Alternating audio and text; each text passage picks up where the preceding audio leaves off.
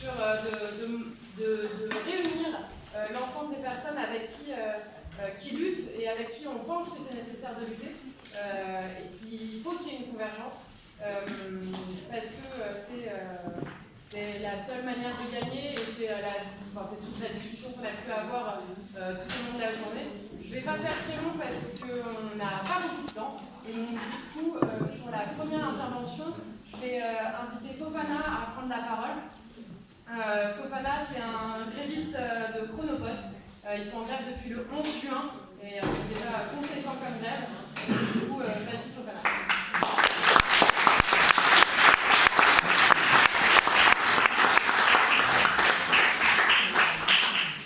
Bonsoir tout le monde. Je m'appelle Fofana Amadou. Je suis le porte-parole du gréviste de Chronopost. On a mené la lutte depuis le 11 juin. 3 mois, 10 semaines maintenant, ou 10 jours, on est là-bas. Je suis devant vous pour vous en parler de la condition de notre militants. On a fait l'occupation, ce qui nous a poussé à faire parce que nous travaillons là-bas, nous sommes des sans-papiers. On a fait la revendication de nos droits, ils ont refusé. Ils nous obligent à faire toute manière de travailler bizarre, mais ils ne payent pas comme il faut. On travaille la nuit, mais ils ne payent pas. Ils le paient comme la journée en fait. C'est un délit pourtant. Bon, on fait des exercices aussi, ils ne le payent pas régulièrement. Donc, tout ça, on a accepté de les faire parce qu'on est condamné à travailler en fait. Parce que la parcours que nous, on a envie de venir ici, c'est pas facile d'être croisé. Mais en fait, les gens de chrono, même, ils savent que nous, on n'a pas de papiers.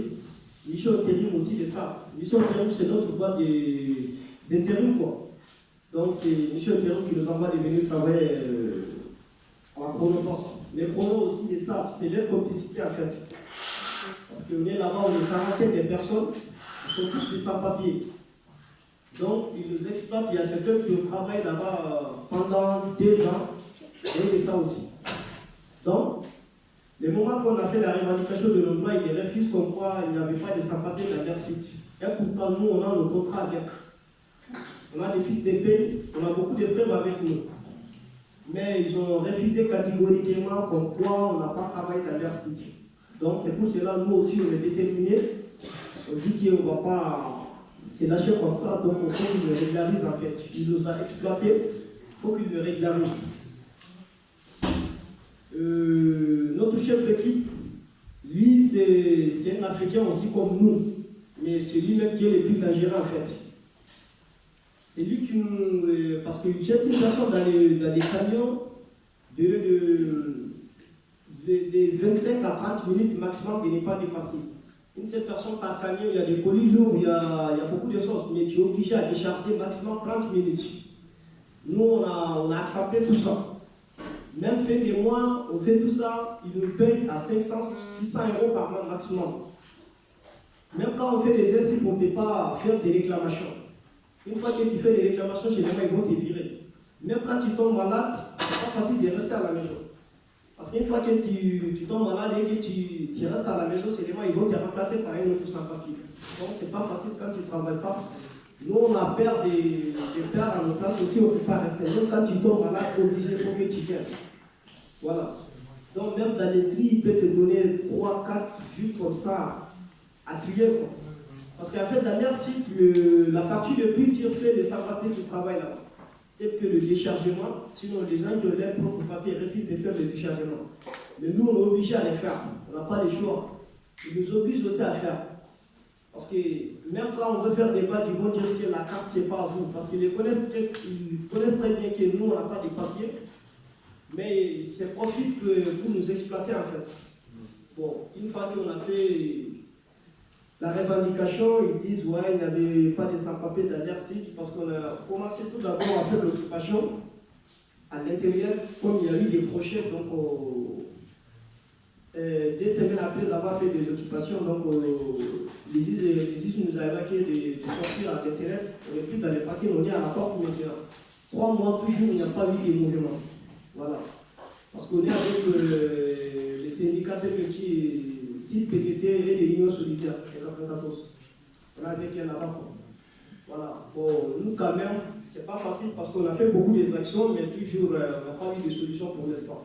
Et pourtant, nous aussi, on a dit qu'on est déterminés. Il nous a exploité, il faut qu'il le régularise aussi, en fait. Voilà. Donc,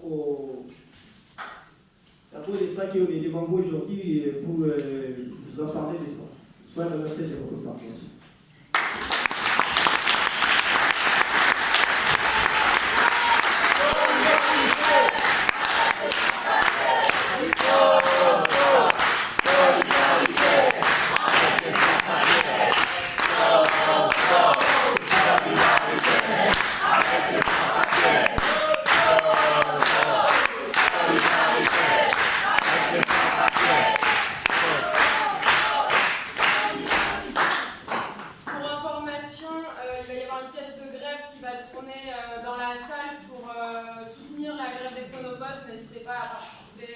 C'est aussi le soutien financier autant que le soutien moral qui permet de gagner une grève.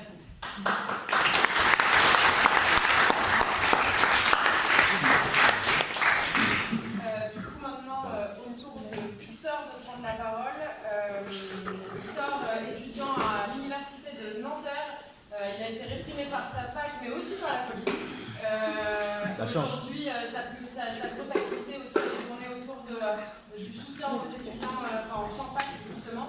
Et donc du coup, la parole pour Victor. Bonjour à tous et à tous. Merci aux camarades du travail social pour m'avoir invité aujourd'hui à prendre la parole sur non seulement la mobilisation qui existe dans les universités, mais aussi sur les différents cas de répression qui nous concernent. Et puis remercier aussi les camarades de Chronopost pour la lutte exemplaire qu'ils ont contre un patron au moins. Il n'y a pas les mots pour le décrire. C'est une grosse merde en réalité. Je pense que c'est ça la seule façon de merci à vous. Comment dire plusieurs choses. D'abord, avant de commencer, j'aimerais quand même dire, parce que je suis étudiant et je milite dans cette fac avec beaucoup d'autres camarades, et j'avoue que ça me fait. Ça m'emmerde un peu de voir que la veille de votre rencontre nationale, l'université s'est donné les moyens d'arracher 90% des affiches qu'on avait affichées pour, et qui permettrait en fait quelque part d'introduire mon intervention parce que on a eu une entrée très chargée sur différents fronts qui sont en fait un seul et même front en réalité.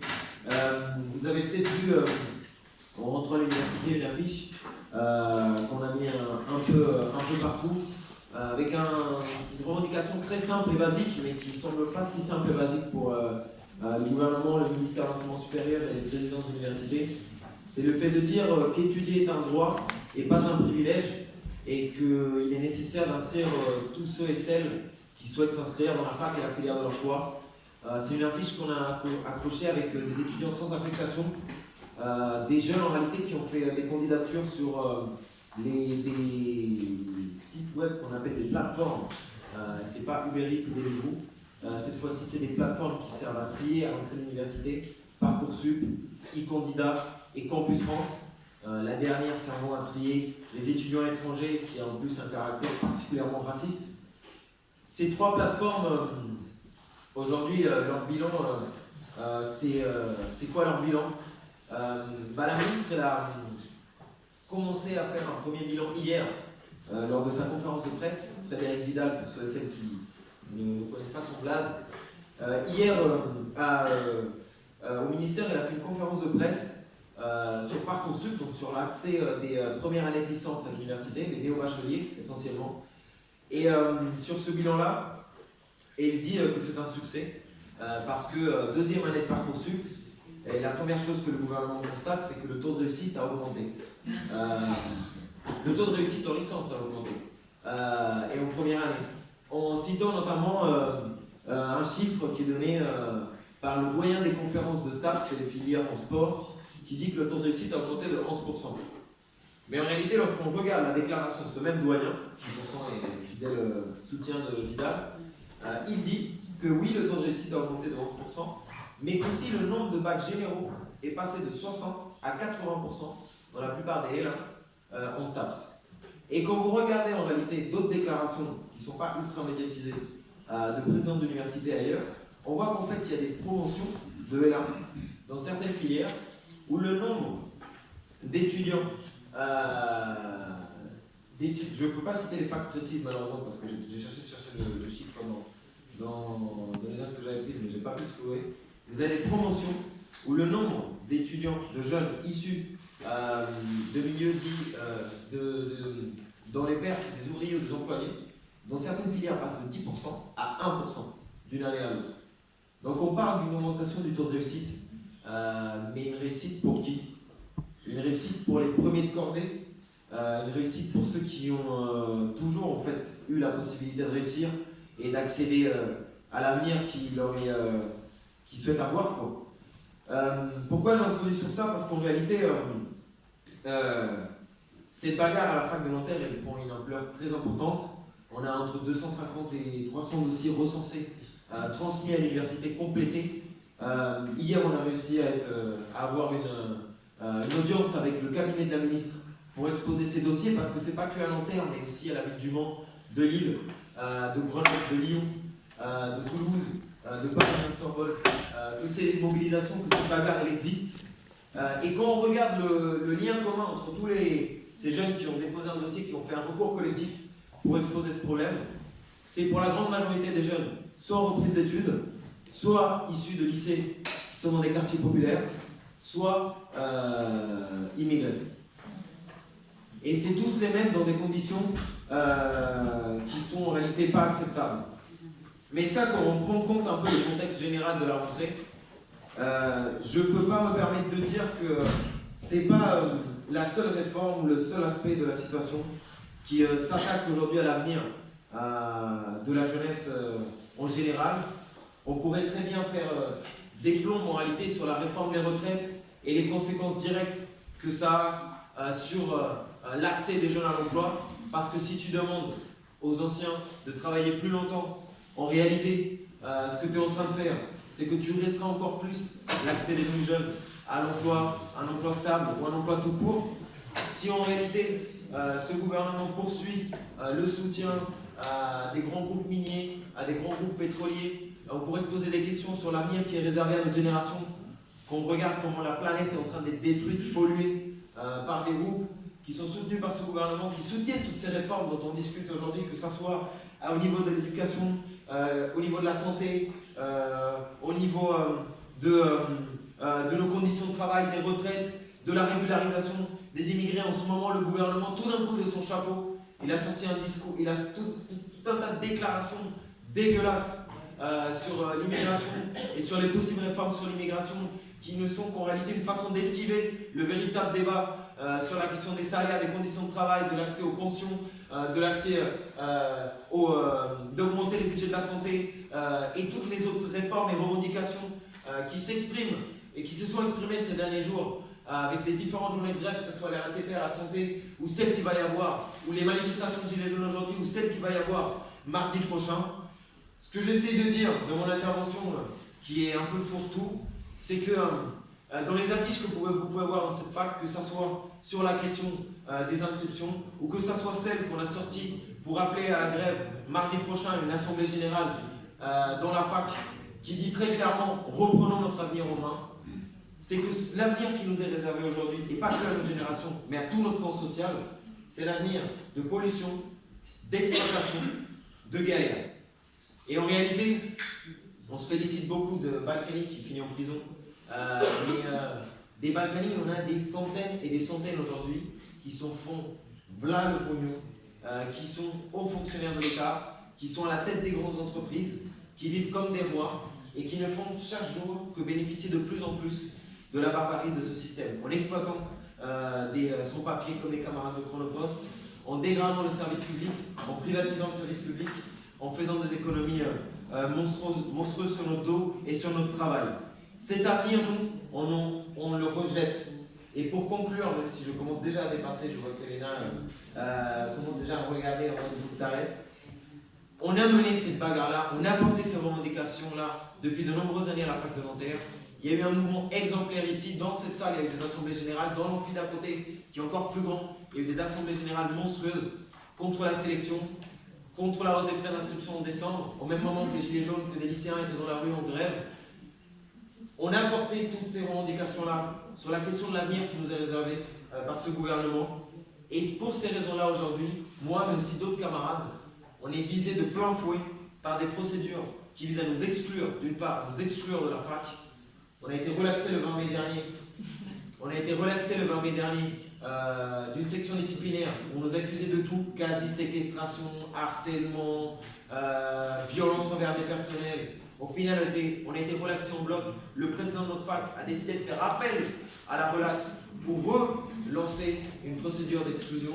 Et à ça se combine une autre procédure pénale, cette fois-ci, qui concerne le mouvement 2018 contre la sélection, où moi et un autre camarade Roga, on a été condamnés en première instance à respectivement 4 mois de prison avec sursis pour moi et 6 mois de prison ferme pour Roga, pour avoir tout simplement participé à une assemblée générale qui a été évacuée par la force par des CRS. Il y a des camarades ici comme Baptiste qui étaient là ce jour-là, qui étaient venus nous soutenir et qui ont vu avec leurs yeux, qui étaient présents, comment on a été malmenés, entraînés par terre. Et au final, c'est nous qui avons été garde à vue et au final, c'est nous qui avons eu des condamnations. On a un procès le 10 octobre dernier. Je finirai sur ça. Je pense que le contexte, il s'apprête à des mobilisations d'ensemble. J'applaudis et je vous remercie par l'initiative que vous avez faite parce qu'elle permet justement de travailler dans ce sens-là, de renforcer les mobilisations dans nos secteurs et de créer des liens qui sont essentiels pour préparer les journées de grève qui viennent et les mobilisations d'ensemble et j'espère les grèves générales qui viennent pour mettre un coup derrière le gouvernement. Merci à vous.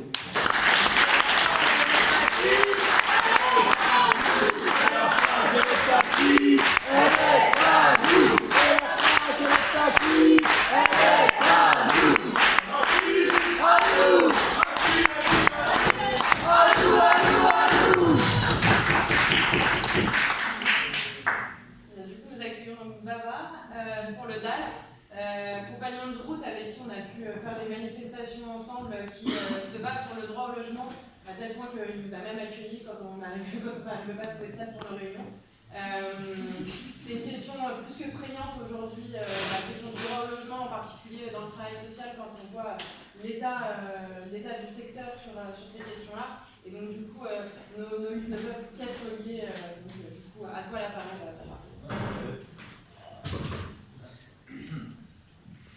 Merci. Alors j'espère que vous avez bien travaillé et que la coordination a de longs jours, de grands jours et que une mobilisation dans le travail social va s'étendre. C'est vrai que c'est quelque chose qu'on attend, nous, on espère depuis longtemps.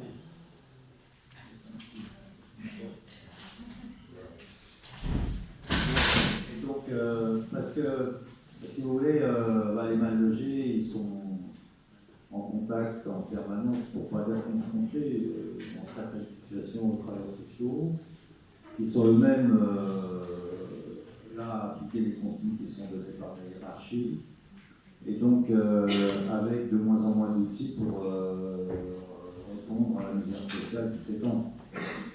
Et donc la question du logement est évidemment une question prégnante, parce que bon, on a l'habitude de la placer en deuxième, c'est-à-dire on mange, et après on se loge. Il faut manger, il faut se loger.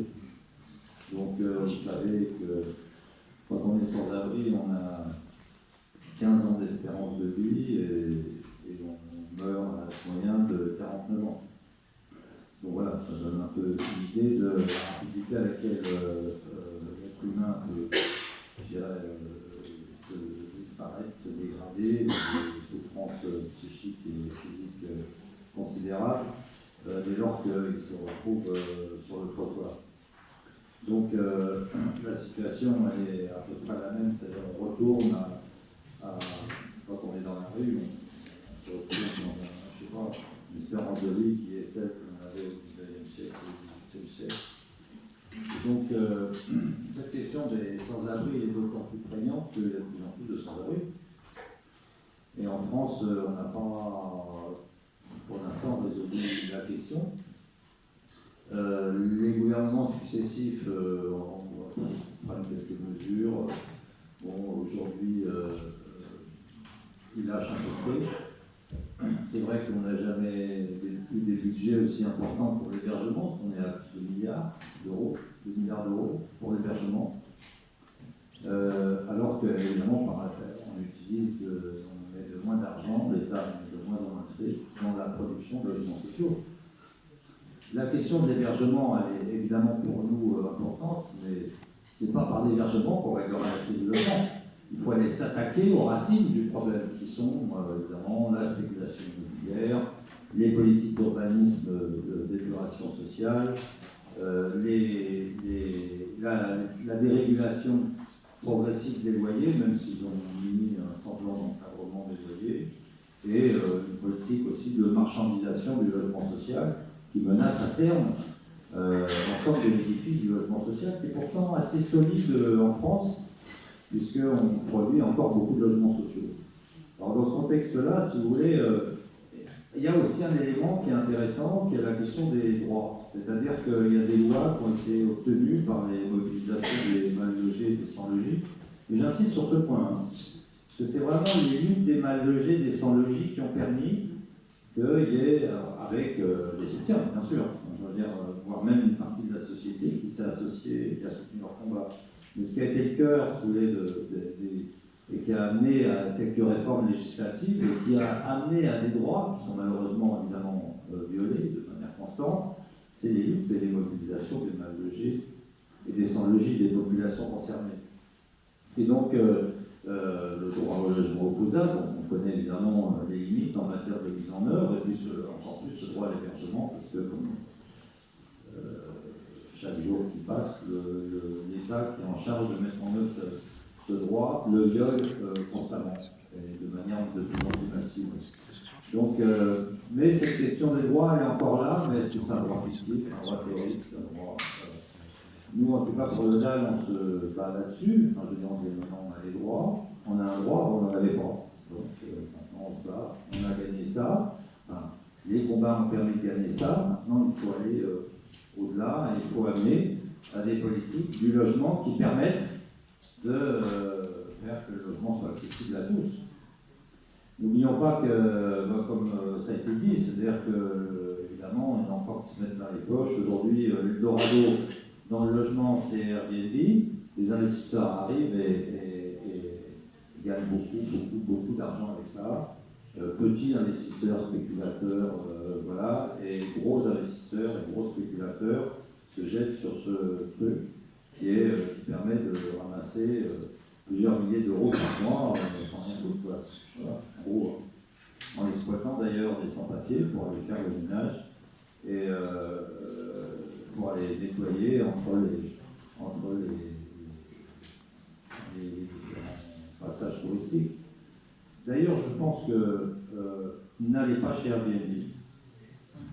Ne faites pas de la location touristique. Ah oui. C'est un système qui est en train de bouffer en fait le parc locatif et qui favorise la flambée des prix de l'immobilier, qui fait monter les prix de l'immobilier et qui fait aussi du coup entraîne un effet d'entraînement sur les loyers. Mais on est vraiment là, il y a aussi une question d'éthique personnelle. J'y vais là-dessus parce que je sais que malheureusement on dit ah tiens, je vais en vacances, allez hop, un petit Airbnb. Ben non, parce que Airbnb c'est vraiment un désastre. C'est le machin qui te vide les centres-villes, les centres historiques, les centres touristiques, qui fait que les gens qui bossent pour te filer à bouffer, etc., ben, ils dorment dans des tentes, ils dorment dans des camions, où ils peuvent, ou dans leur bagnole. Et donc, voilà, c'est un système prédateur par excellence. Donc ça, je fais une petite parenthèse là-dessus, parce que justement, vendredi prochain, on a une action avec un collectif d'habitants de Paris qu'on a vaincu de Airbnb, et surtout qui trouve que la vie est de plus en plus difficile dans ces quartiers, qui voit que les écoles ferment, les commerces ferment, la nuit c'est difficile de vivre, c'est remplacé par des trucs de luxe, etc. Nous on a été ramasser un mec, on a été rendre hommage à un locataire qui était en fait sur le régime d'Airbnb à Épinay-sur-Seine. C'était pas dans le centre de Paris, c'était à Épinay-sur-Seine. Il s'est jeté par la fenêtre parce que son marchand de sommeil, c'était un peu de ça qu'il s'agissait, son marchand de sommeil venait lui réclamer d'argent, il ne pouvait pas payer. Par désespoir, il s'est jeté par la fenêtre. Monsieur, il avait 50 ans, il a fait des études universitaires, et puis voilà, il n'y a plus d'argent, il est désespéré, il s'est jeté par la fenêtre. Parce que lui, il avait compris ce que ça veut dire que de se retrouver dans la rue. Voilà, donc voilà, je pense qu'il faut qu'on arrive maintenant à trouver des convergences sérieuses sur le terrain, il faudrait y réfléchir. Nous, en tout cas, mardi et mercredi prochain, on est en congrès HLM, Porte de Versailles. On fait notre propre congrès, bon, c'est pas un truc énorme, hein, c'est juste pour dire, là, il y a le congrès HLM en face, et dehors, devant la porte, il y a le congrès des sans-abri, des mal logés et des locataires HLM. Voilà, donc si vous voulez venir discuter des relations qui peuvent être établies, comment on peut faire pour recoudre un peu les choses, justement, entre les travailleurs sociaux en lutte et les usagers, ou enfin, les mal logés et les sans logis en lutte, comment on peut arriver à faire des choses constructives. Là, je pense que c'est un peu cette question-là que je voulais vous poser. Oui, la rentrée, j'espère que ça sera la grève générale et qu'il y aura aussi, en passant, une grève des loyers, que chacun va arrêter de payer son loyer et de se faire exploiter par son propriétaire. Pendez votre propriétaire, c'était une mot d'ordre pendant l'hyper pénal, pendant la commune de Paris. Voilà.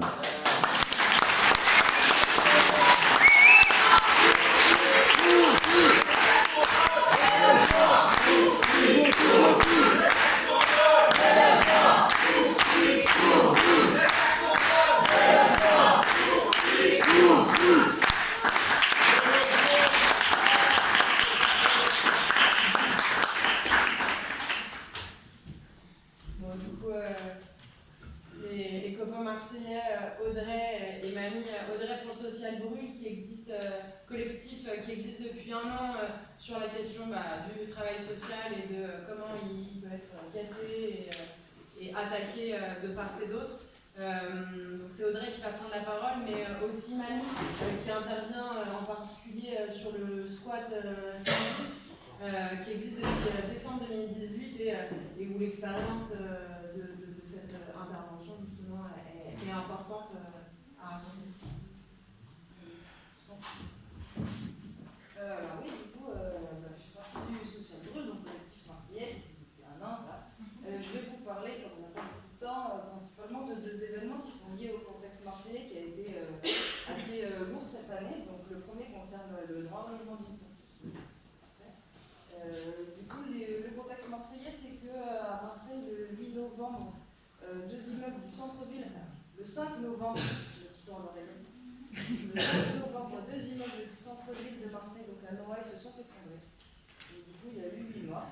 Et du coup, a suivi une énorme colère, une rage de la part des Marseillais, qui a mené à des mobilisations. Sachant qu'en même temps, suite à cela, il y a eu une espèce de panique totale de la part de la mairie et du coup des évacuations en masse. Donc il y a à peu près 2000 personnes qui se sont fait évacuer de leur logement. 3000 personnes, me dit-on à nouveau le réel. 3000 personnes qui se sont fait évacuer. Du coup, donc s'en est suivi des mobilisations assez massives, en tout cas à Marseille. Donc on y a participé avec le Social Brûle, d'abord sans banderole. L'idée étant qu'on n'était ni des collectifs ni des syndicats, mais des enfants de Marseille. Et puis finalement avec des banderoles, parce que ce qui avait été proposé par la mairie, c'était que les personnes évacuées rejoignent les centres d'hébergement et de réinsertion sociale, et du coup elles venaient aussi remplir le sans-plein. Donc du coup c'était devenu très compliqué, ça venait mettre les personnes dans le système social alors qu'elles n'en demandaient pas du tout. Donc voilà, du coup, de là le contexte marseillais, en fait, il y a beaucoup de collectifs qui se sont montés suite à ça, il y a une énorme colère à Marseille suite à ça, qui a mené aussi à l'organisation d'états généraux pour une Marseille vivante et populaire, auxquels 2 copines ont pu participer en tant que Social Brûle. Donc voilà, et un DAF s'est monté d'ailleurs aussi à cette période-là. Donc il y a beaucoup, il se passe pas mal de choses en tout cas sur le contexte marseillais.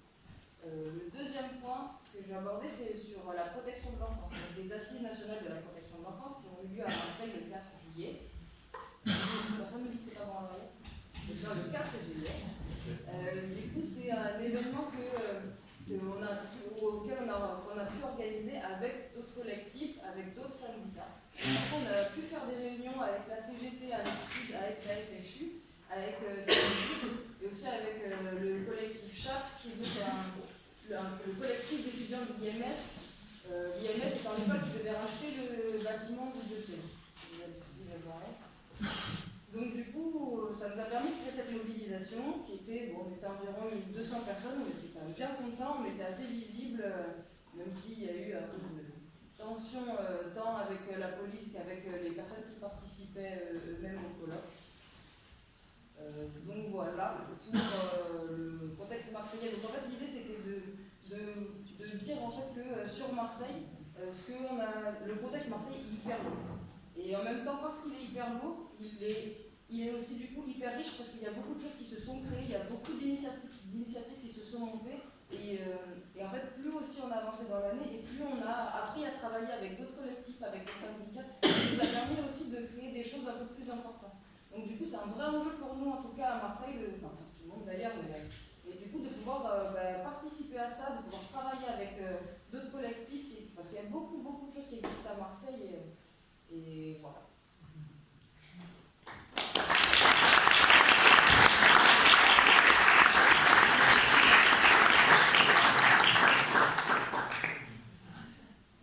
Oui, mais concernant le logement, c'est vrai que l'état du logement à Marseille s'est vachement dégradé, hein, où il y a pratiquement près de 3500 personnes qui sont actuellement à la rue, relogées donc en hôtel par la ville de Marseille, avec des petits déjeuners qui étaient fournis par la ville de Marseille, en tout cas payés, au bout de 15 jours, et ensuite ils ont stoppé le petit déjeuner en disant que ça nous coûte trop cher. Voilà. Les enfants ont été complètement, pour certains, déscolarisés, parce que complètement à l'opposé des écoles où ils étaient inscrits, donc c'est-à-dire que ça pousse complètement à un arrêt total. Sachant que la ville de Marseille ne reconnaît pas ses torts, en matière, je dirais, de réhabilitation ou d'entretien des bâtiments. Saint-Just, Saint-Just, c'est un bâtiment qui appartient au diocèse, qui a été squatté donc, le 18 décembre. C'est un bâtiment de 3000 m² qui est juste en face du conseil départemental dans le 13e arrondissement de Marseille.